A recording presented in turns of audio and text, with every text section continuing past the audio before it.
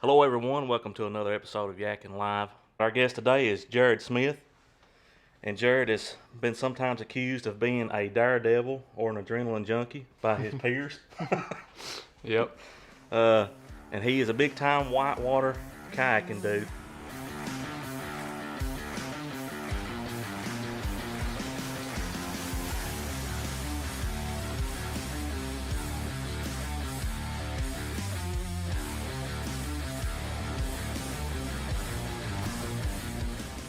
Before we get into the episode, let's take a moment to recognize today's sponsors. DH Baits. DH Baits specializes in a variety of spinners and jigs. If you want a bait that will actually catch a fish, check out DH Baits on Facebook. MMA Fishing. MMA fishing rods are proudly made in the USA and offer both spinning and casting rod models. If you're looking for some awesome rods to fight the bite, check them out. Also, be sure to insert Clay Kayak Fishing in the Pro Staff section when checking out to further support our channel. Thin Blue Tight Lines.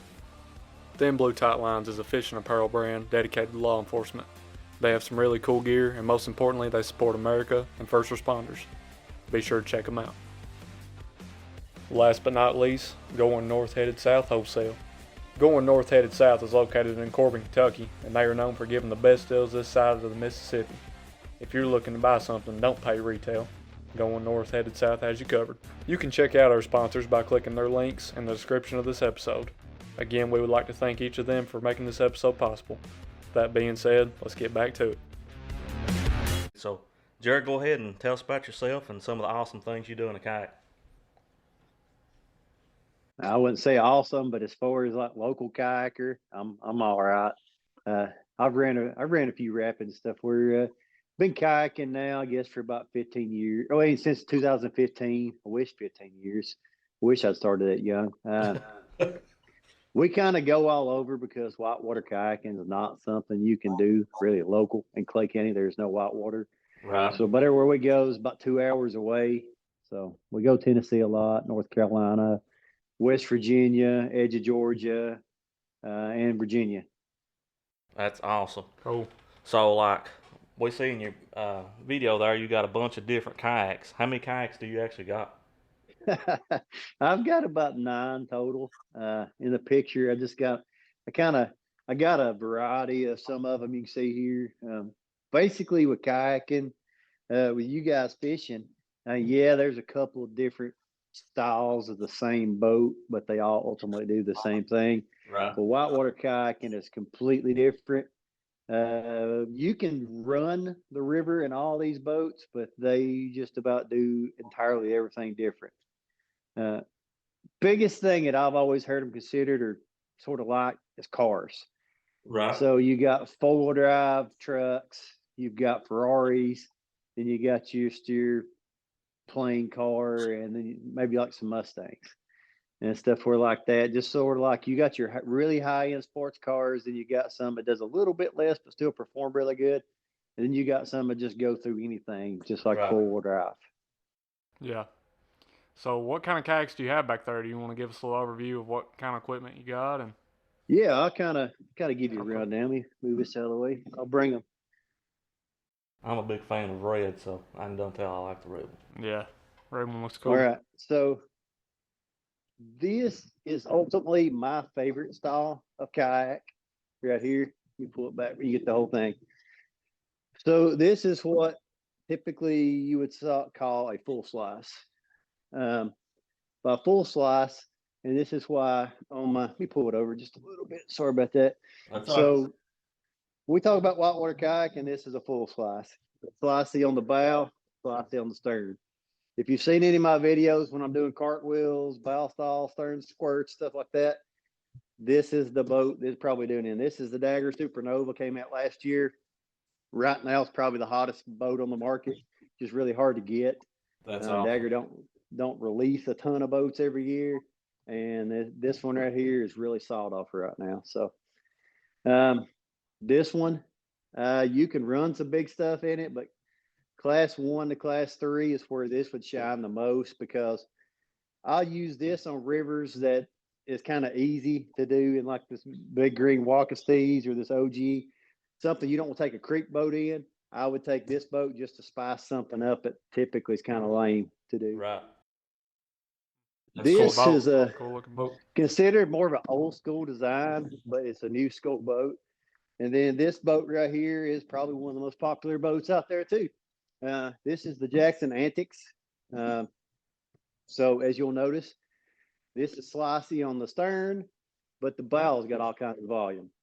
So this, honestly, if you really want to get into whitewater kayaking and don't care to get flipped over a little bit, this is what I would recommend as a half slice is what this is basically called. So this, you can stern squirt, you can do some good like pirouettes, get the stern in, turn, do things like that. But then you get all kinds of rocker up front to get up and over things. I mean, it's got plenty of bow rocker right here.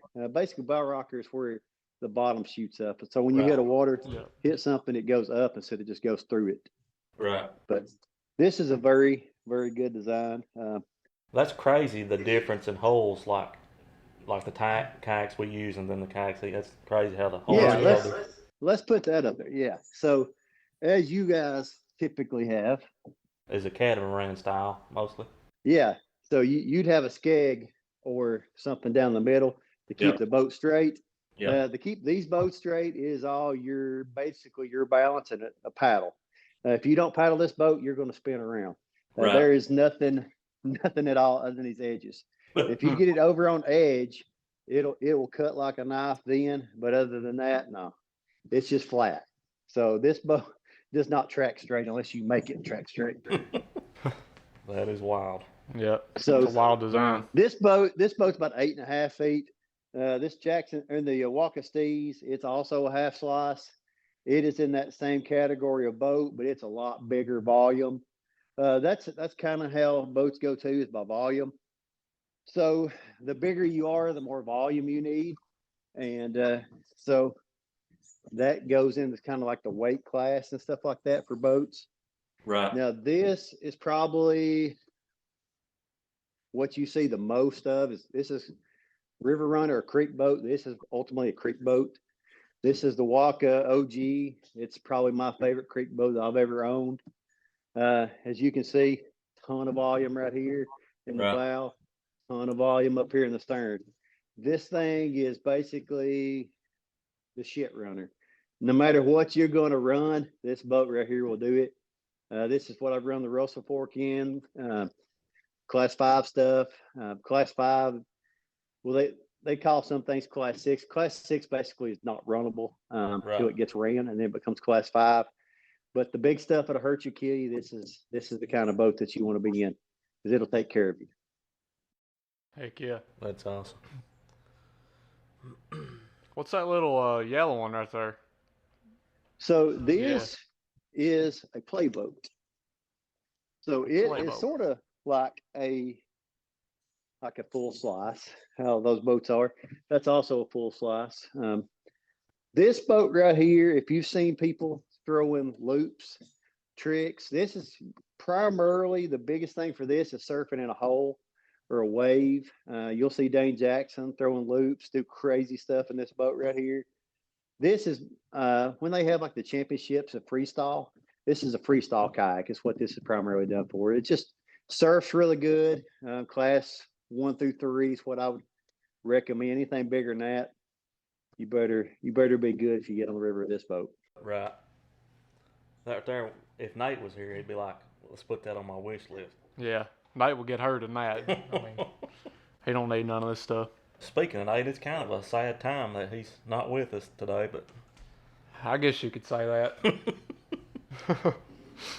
So Jared, so you're talking about the different classes here. Now I've never done whitewater rafting or whitewater kayaking. Can you explain like the different classes? What can you explain? Yeah. So what you guys would probably be on the most to be 1 through 2 is what, or 0 through 2. 0 would be there's no current, there's no flow. You're just in a lake floating around with nothing pushing you. Class 1, there's just a little bit of current, but there's no obstacles, no hazards, nothing to be concerned about. Class 2, you're going to have maybe some rocks. You may have to detour just a little bit. And class 3, you're going to start getting into some hazards with that. There's going to be moves that you have to make to go around stuff. You're going to start throwing in some rocks, boulders, things like that. Some stuff that can hurt you on that. And you start getting in class 4, there's definitely hazards that can hurt or kill you at that point. A lot bigger drops. A lot of times, class 4, there might be some sieves, something like that. The rocks basically form like a little cave. There's a lot of class 4 that have stuff like that into class 5. Class 5 is your big stuff. That's your waterfalls are all about class 5 for the most part. Something that's going to be really fast, hard, got big holes, and will hurt or kill you if you mess up a lot of times. Right. There's definitely, anytime you get moving water, and you explained a few of those, but anytime you get moving water, there's definitely some dangers. Is there any more dangers like people would face other than what you mentioned? The biggest thing that people that's watching your channel would face if you get out, you don't really know what you're doing a whole lot, is strainers. Probably more people die because of strainers. It's probably one of the things. When I'm talking about a strainer, if you're going and you see a log or something in the river that you have to like go around, bypass. The thing about it is just because it may look smooth on the surface, well, there'll be limbs broke off under the water. So if you get swimming or something like that, get pulled underneath there, your jacket, your life jacket, things like that, get hung on those limbs, and you get hung underwater and you just can't free yourself. So those are really dangerous. And then just rocks, things like that, just running up on. But I would say in class 1 and 2, the most dangerous thing is probably strainers that people just don't really give enough credit. And then I've seen a lot of videos over the years, and I've even done it myself when I first started, is low head dams. If you don't know what a low head dam is, it's a man-made dam. Basically, when you see the water going over, it'll be a straight like waterfall all the way across. Yeah. Well, the danger of that is with low head dams, a natural waterfall, there's ways to get out on the edges. It'll have a pour over. It might sort of hold you, churn you, things like that. But on the edges, you can get out. A low head dam goes from the dirt or rock on one side to the bank on the other side. So it basically will just sit there and hold you and just keep flipping you and holding you. The one that really comes to mind, which it got taken out last year, is up at Elkhorn Creek in Kentucky. There's been several people in the summertime get killed at that low head dam. I know, like something I've learned, like say you're approaching a boulder, especially in a fishing kayak. A lot of people want to take their paddle and like push off of it. Really, the best habit is to kind of lean into it, and the worst that'll happen is you'll just spin around. Yeah, you're 100% correct on that, and it's crazy that you learned that just from just what you're doing, because that is one of the biggest skills. Whitewater kayaking, you lean into anything. If you're going downstream, everybody wants to lean away from it or push off.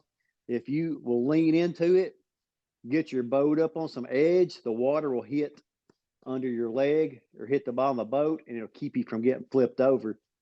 And you can push off a lot of times, things like that. But if you lean away from it, the water will come up on your boat and it'll high side you, make you flip over. If you push away from it, you're flipped for sure. Oh yeah, 100%. Or you can do what we do in the full slice and things like that. Kick it up on the stern squirt, smack the rock and float around it. Things like that adds a lot more fun. Yeah. Well, I don't see me doing that in mine. No, I wouldn't do it in a fishing boat. So like it's wintertime right now, like, and generally speaking, people usually don't kayak, but I know you've been a few times already. What type of gear and stuff do you generally need to kayak in the winter? Well, that honestly is the number one question that I get is, how do you kayak this time of year and not die? So I've got a couple of things right here. Grab. That is a good question. That is, yeah. So everybody says you got a wetsuit. No, you don't have a wetsuit if you do whitewater kayaking. You have a dry suit. So you probably can't see the whole thing in here, but this is a full dry suit. I'm gonna lay it down because this is just gonna be easier to hold. So this is a dry top.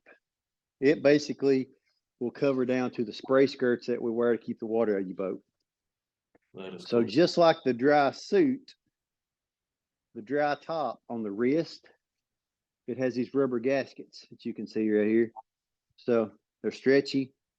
They go to your wrist right here, keep water from coming in, water going out. Same thing around the neck. So when you put it on, you got this gasket right here that fits real tight against your neck. And on the bottom of this, water can get in this. It'll tie off, but that'll go around your spray skirt. And but in this, when the actual dry suit, same thing. As far as the neck and the wrist, but then you have these that's made into the leg. Right. So this is all basically made together, and the only way that water can get in is in here, if that rips, and then the way you get into it is you unzip this zipper that goes across, and you step into it, and then pull it up, and then pull this upper part over your head, put your neck through and your wrist through. And then this is very important too, because it sucks to be on the river in a dry suit and not have the relief zipper in case you need to relieve yourself. That is the most handy thing ever. You don't have a good dry suit unless you have that. And then these right here, I think you're a sissy most of the time if you use these, unless it's about 30 degrees out. Everybody's like, do you wear gloves? No, these things are called pogies. So I could get a paddle, but I'll just do it like this right here. So you stick your hand in here. This is around the shafts of the paddle. So you're just holding it like that on the paddle.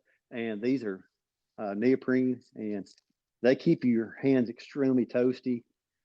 I don't use them unless it's like low 30s, freezing out, or like a long paddle out on flat water. I would use them just because I don't like the restrictions and the hand movements on the paddle, because the dexterity of your paddle, there's a lot of movements that you'll do that you'll really twist and turn the paddle, and these kind of hinder that a little bit. If you're doing anything technical, I don't like these. So is like is the PFD built into that suit, or does it go over top of it? It goes over top of it. Okay. Yeah, you wear everything over top of it. And then the other tricky thing with wearing the dry suit is the layers. So you do not want to dress really warm in a dry suit, because yes, it does not let water in. It also does not let moisture out.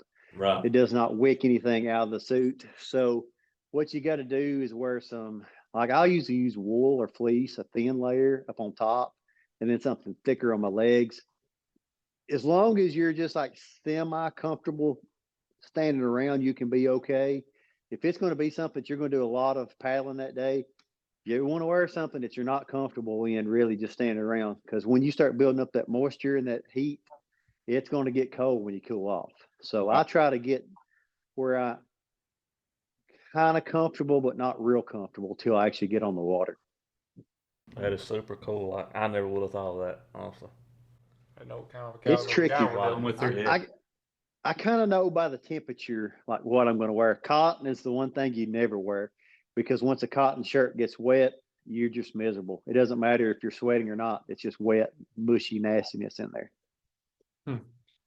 Now, Jared, you've been all over God's green earth kayaking. Like, how many states or what states have you kayaked in, and which has been your favorite? Probably the state that we really kayak the most is Tennessee, just because, I mean, you can be in Knoxville from here in about 2 hours or so, Yeah. or a little bit less. So Tennessee, we go a lot. We hit the Coe a lot in the summer. It's hard to really say my best or favorite. If I'm going to use a full slice, I would say the Coe in Cleveland, Tennessee is my favorite river. Big water, just huge waves and holes. It's hard to beat the Upper Gauley in West Virginia. It's second to none. North Carolina's got some good stuff. You got the Nantahala Cascades. It's pretty legit Class 5 fast river. But as far as probably last year was my PFD on it, right here in Kentucky. It's probably the best Class 5 whitewater in the world. One of the best whitewater rivers in the world is the Russell Fork Gorge. Finally got on it, got my nerve up to do it last year. There's people die on the Russell Fork Gorge. I got 3 laps in last year on the Russell Fork. It's awesome, Class 5 boating. It's good stuff. I like the Russell Fork Gorge. That was my next question. What's the worst class of water that you've been on? But it's been 5. Yeah. So. Yeah, I've been on last 2 years. I've been doing some Class 5 stuff. We've held ourselves back a lot. Right. Everybody's like, "Oh, you can boat this, you can boat this," but I mean, when you start getting older, jobs and You got a wife at home. You start thinking about consequences and who's going to pay some my Exactly. house payment if I can't be there. So you got to kind of figure that in on what you do. Oh yeah. So obviously, Jared, you have a lot of boats back there, but if there was one boat that you could buy right now, say somebody just come up to you and said, "Hey, man, I'm going to buy you a boat," what would that boat be? If I didn't have any boats or additional boat right now. If An you wanted to additional buy a boat. new one, like Yeah. to add to your stock. So I would probably, I'm not boat poor right now by no means. Jackson just come out with a Nirvana creek boat. I would like to have it, and then the red Antics. That's a medium. I've actually got it posted right now. I'm kind of wanting to trade it for a large.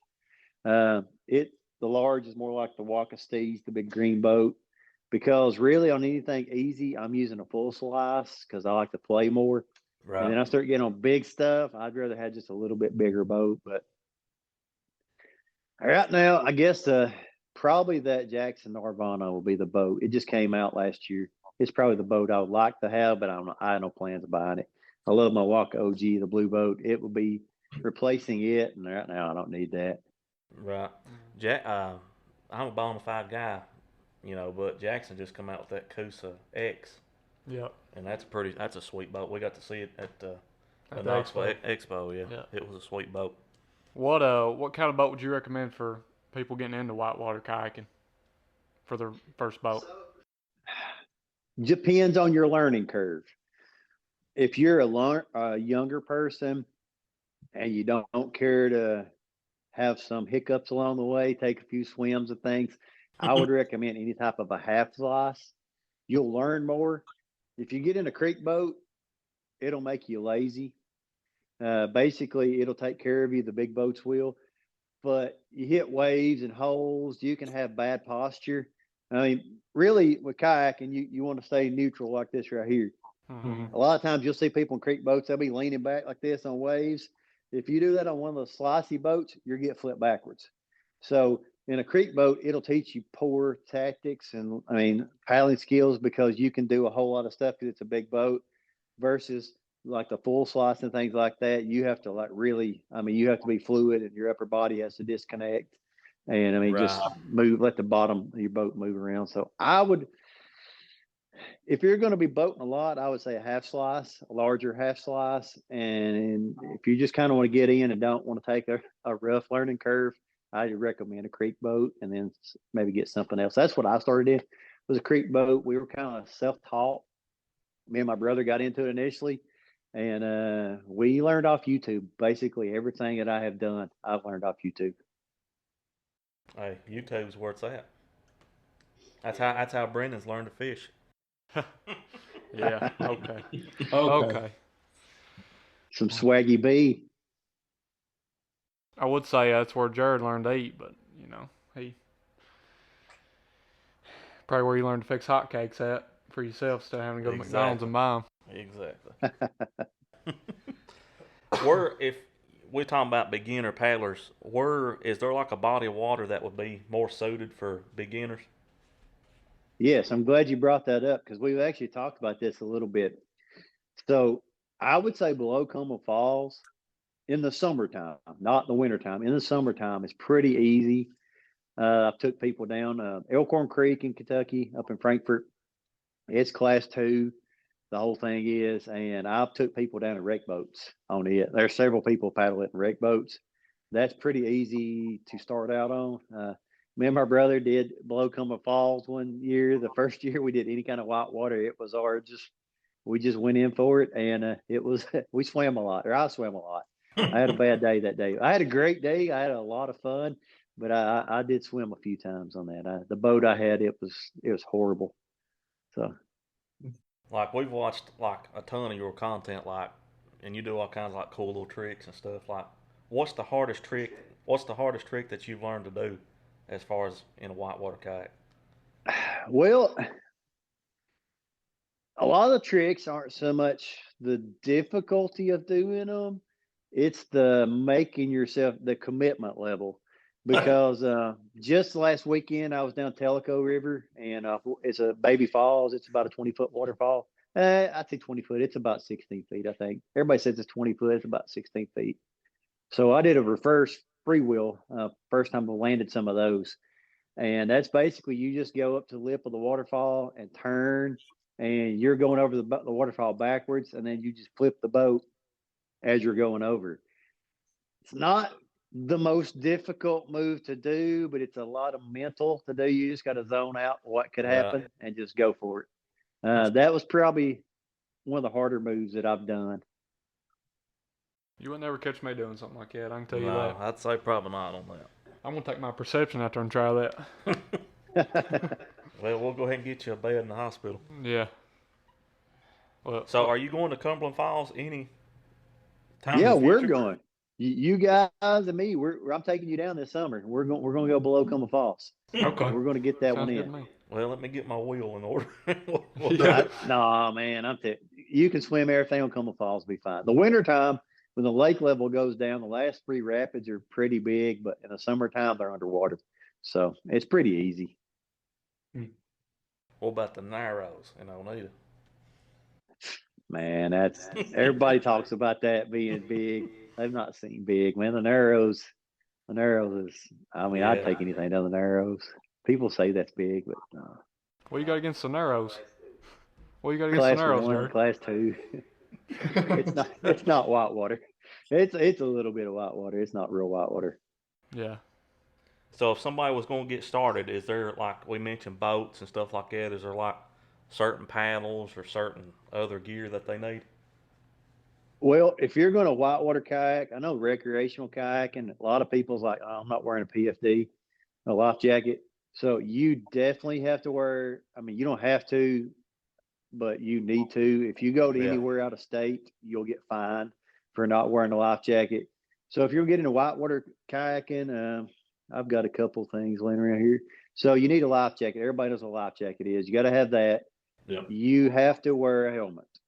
You Yeah. have to wear a helmet. So let me grab a helmet. Give me just a second. I'll show you why. And that's one thing we advocate for heavily Oh yeah. in our group is the use of PFDs because Safety first. it seems like every year you see anglers dying on kayaks just Yeah. because they didn't wear a PFD. Yep.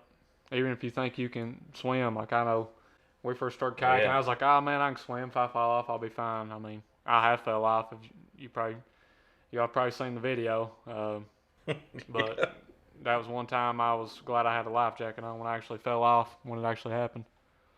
So you probably can't see really good on here, but there's numerous cuts and gashes. This is the helmet I'm currently using.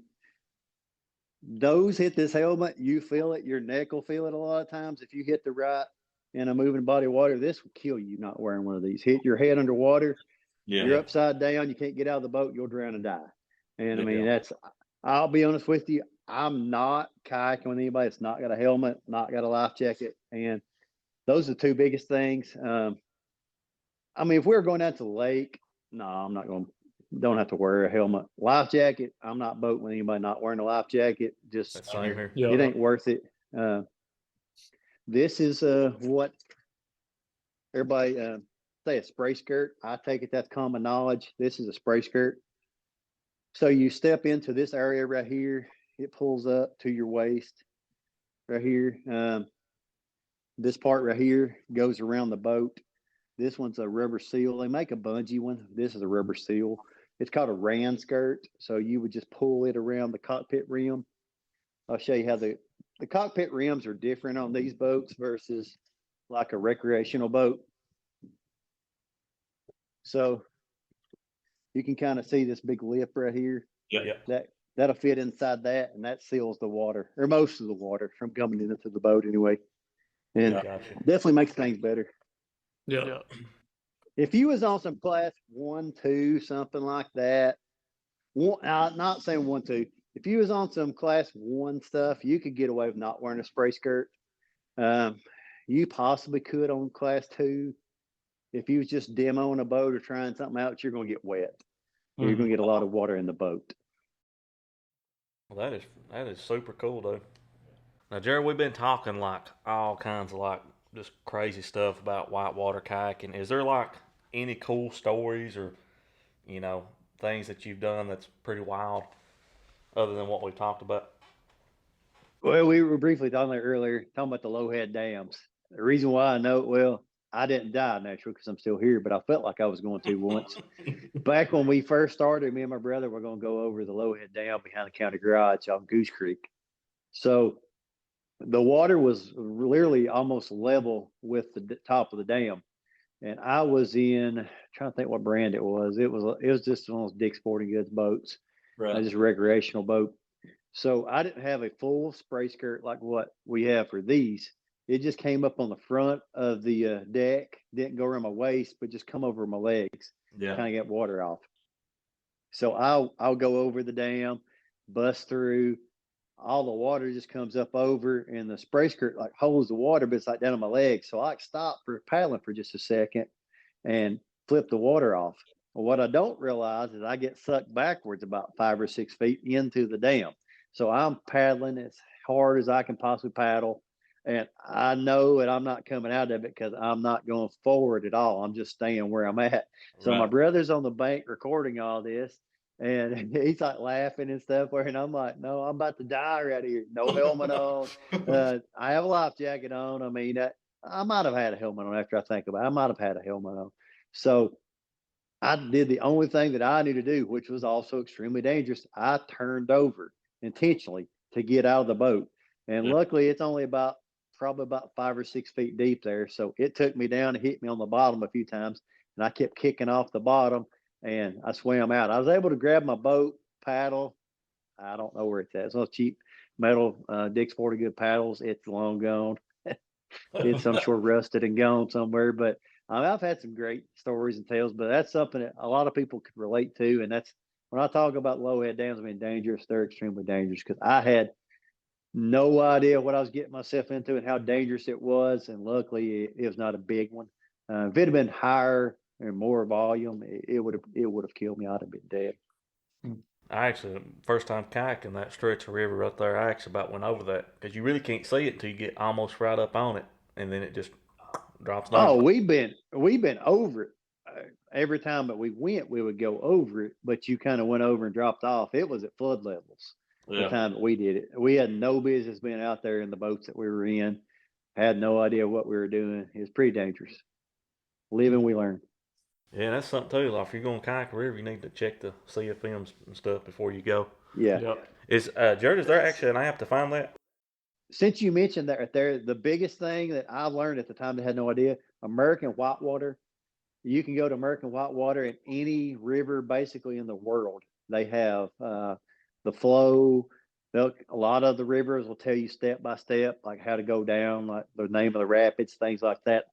I did not have any idea there was such a thing in the beginning. You can actually donate to American Whitewater. They do a lot of good things.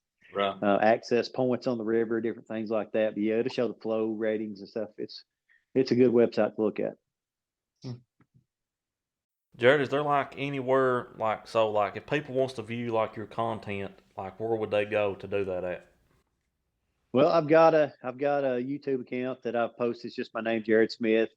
Thanks how it is on there. And then Slice Life is what my name is on TikTok. I post a lot, not a lot. I post a few TikTok videos, and then it's my Facebook and Instagram. Slice Life is what it is on Instagram, and then Facebook's just my name. And guys, we'll link all that down in the description if you want to check him out. He's got some pretty cool videos. Yeah, check him out. I enjoy watching him. Every time I watch them, my heart drops when they go over those falls. I'm like, I would definitely never do that. Yeah. I get that a lot from people. You're an idiot and things like that. Those comments from people I know. Yeah. Including us. We may say it from time to time. But I mean, I think it's really cool what you do if you're into that. I just don't have the I guess balls to do the nerve. The nerve, yeah. Before we get off here, guys. Wait a minute. He's going to do some. Jared, are you going to do some drone footage? Yeah, for us? yeah. We talked about that. So I've got a couple drones, and I like flying them. The only problem is most of the time there's not really a whole lot to video. So we were talking about it one day, and I'm gonna get out and try to do some content with them. Try to get some pictures, some video of them out fishing, and hopefully they like it. And I've done a few things with my drone. That's another thing about Jared. Like he does some really cool Like, he's got some good footage. Like, he gets really good footage and stuff. Oh yeah, we got on here. I was shocked to see all this stuff set up in the background. I mean, this Yep. guy's the real deal when it comes to content. You can even go fishing with us, Jared. I don't know how much you like fishing. I'm gonna try it. Yeah, Yeah. I don't know if I'm gonna break down and buy a boat anytime soon, but I think I'm gonna go sometime at least with Yeah, a couple we'll times find with you you a guys. boat. Don't I may worry. steal like Nate's boat. He don't have one. He's got one on his It's wish still on list. his wish list. Oh, Yeah, you'll have to start you a wish list up here pretty soon. I may steal Brendan swap. Me and Jared will go. There you go. He can't use it. So he might as No, well. I don't know what I'm doing. But Jared, we appreciate you being on here. No What problem. kind of water you got there? Oh, that's my Prime water. Prime needs to sponsor me. Red Bull's not going to do it, so maybe a local company like Prime in Louisville will do it. Hey, Yeah. Prime makes some tasty Oh yeah, beverages. I drink them all the time. Yeah, that's about our exclusive drink that we drink. Yep. So guys, before we get off here, we just want to give a quick shout out to MMA Fishing out of Alabama. They also have this really cool. Well, Jared's got the shirt. I've got the hat. Them blue tight lines. Check them out on Facebook. We'll have them linked below. Anything else you got, Jared? Nope. Anything else you got, Jared? No. All right. Well, As we always say. Let's go yakking. Yeah. Tune in next time for Yakking Live. It's available on YouTube, Apple Podcasts, and more, wherever you go to find your favorite podcast. Play kayak fishing, like their Facebook page, and stay updated on what's happening. And as always, they say, keep on yakking.